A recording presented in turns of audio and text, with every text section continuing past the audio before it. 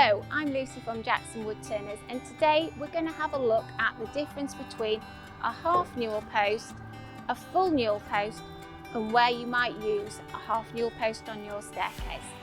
So in front of me I've got some products.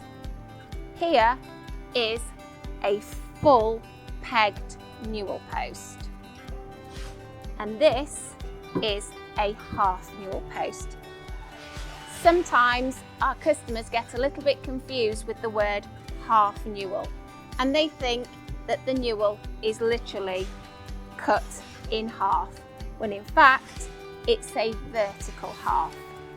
Now, a half newel post is predominantly used at the end of a landing against a wall.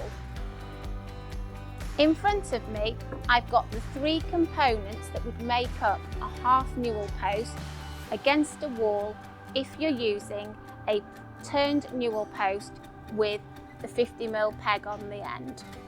And those three parts are the newel post, a newel base, which you can see has half a 50mm hole, and a half cap. And like the full newel, all three of these components just simply slot together and go against the wall.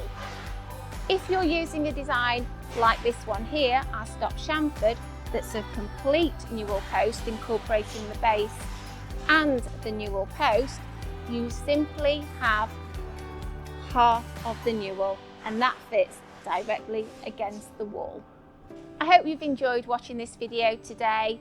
If you have, then why not like and subscribe to our page.